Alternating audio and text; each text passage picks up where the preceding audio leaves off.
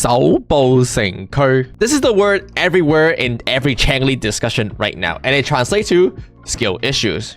Well, not really. The actual more proper translation is hands multiplier, which means that your damage for Chang Li is directly multiplied by if you have hands or not. It directly multiplied by how well you can control Chang Li. And that means the biggest difference for your damage in Chang Li is going to be how well you can play her. Regardless, Chang Li has been out for officially a week now, and I want to give some overall insight on where this character actually stands and if you should be pulling for her. Actually, in fact, I'll just answer that question right now. It is pretty straightforward. Here's the simple flowchart. Do you like her? Then pull. Do you not like her? Then don't pull. But I want to talk about a lot of things that have been discovered about Chang Li over this past week, or 1 week, I guess. If you have not been caught up, I recently uploaded a new separate video documenting some very, very insane Chang Li swap combo that you need to do, or you should be doing, to get her DPS up to par. But with that being said though, interestingly enough is that just 2 days ago, there's a completely new Chinese Chang Li tech that also came out utilizing for swap cancelling. I'll be making a separate video on that, so make sure to subscribe, but let's talk about many other things. Dude, okay, it's just so weird to me that if you interrupt your true sight attack or you just don't hit it, you don't get a stacks, and they obviously purposely chose it like that because there are many other attacks in this game where even if you interrupt early, like Verena, you still get a stacks, right? And the same go with Chang Li's normal attack. On her 4th normal attack, you can actually cancel all of this attack early by using your echo or something, and you still get the true sight status, right? And when you switch off, you don't lose the true sight status. These are clearly design choice they made,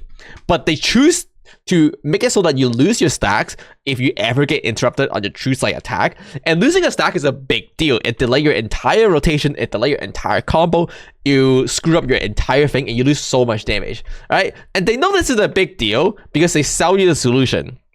For Sequence 1's Chang Li, they actually increase your resistor interruption. So they know that you're vulnerable to interruption during that attack. And so they're like, hey, here's the solution. Just get S1. Here's your resistant interruption. And I don't really like this. I don't really like this because speaking from a Lin Yang player, he also has the exact same thing.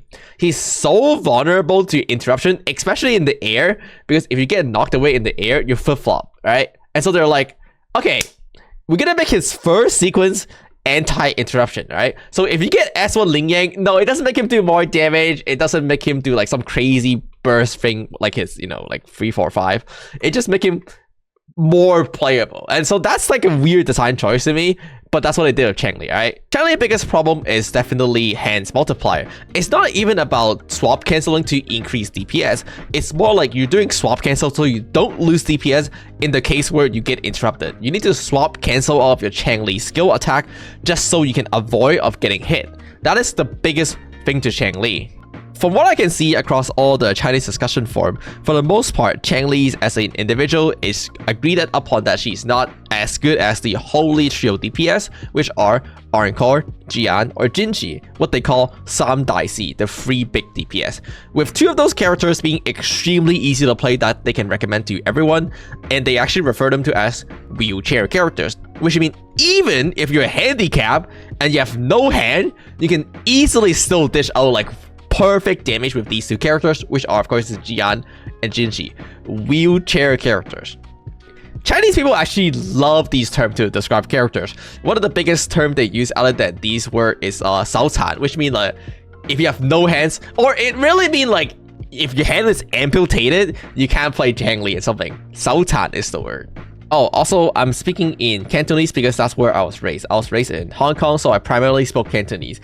And especially Wedding Wave is developed in Guangzhou, which is a province mainly speak in Cantonese. So I decided to, for all my Wedding Wave video, I'll use Cantonese pronunciation for the Chinese word. And that's usually where I get all my information, is I browse the Chinese forum and stuff like that and see what they come up with, which again, they actually came up with a completely new combo with Yang Yang utilizing forest switching, which I'll talk about in a separate video.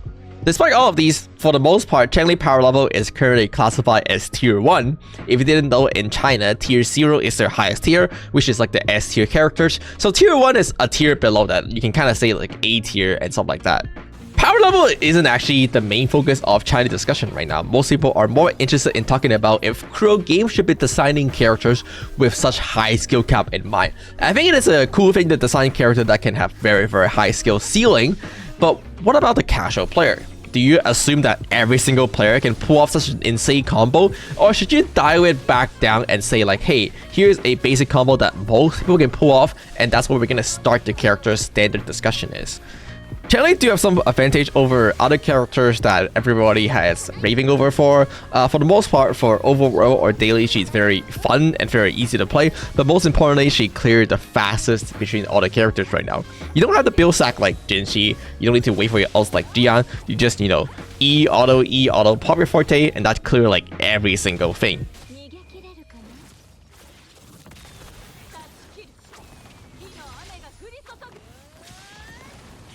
Oh my god, she clears so fast.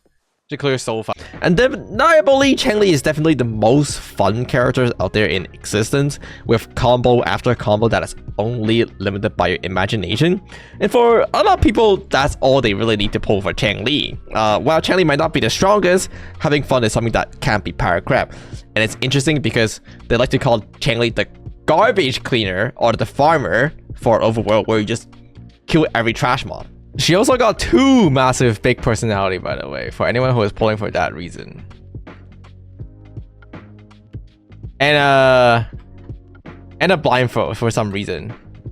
I like that one.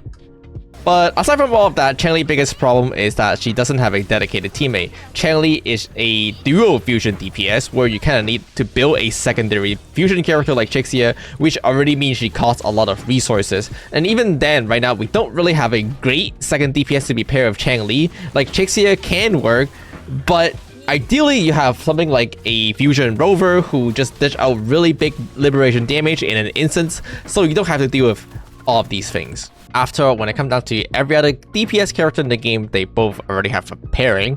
Jian got Morphe, so as a team overall output will be higher. The same go with Jinxi, who got actually you can use Yanwu. Jinxi Yanwu is a very good setup, very easy to use setup, or you can use Jinxi Yinlin if you're more experienced. Both of these are completely fine as a Jinxi team. And finally, of course, when you play Encore, you got Sanhua.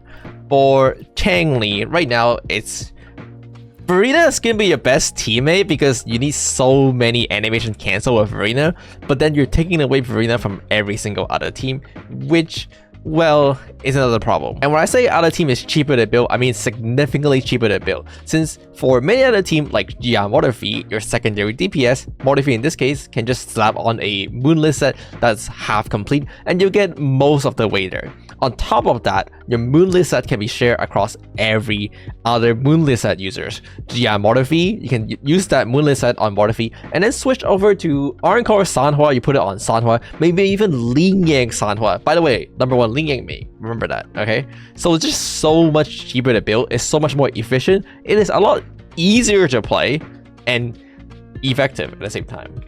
But at the same time, Chang Li is actually one of the least teammate dependent characters. They like to call it Dan Tong, which means to solo. The thing of Chang Li is that she doesn't have a very strict combo that rely on intro or outro. It make it faster, but it's not required. You can easily build stacks just by doing something like dodge counter, which make her a very good solo character. If you were to clear the lower enemy floor, like the whatever this thing is, it's not a skill issue anyway. Interestingly enough, at the end, I think most people actually end up at the fact that if you're looking for pure meta reason, if your only metric of if you should pull for this character is that they're really good, then you actually don't pull for Chang Li, and that's really it. However, at the same time, most people like to refer to Chang Li as the most fun characters.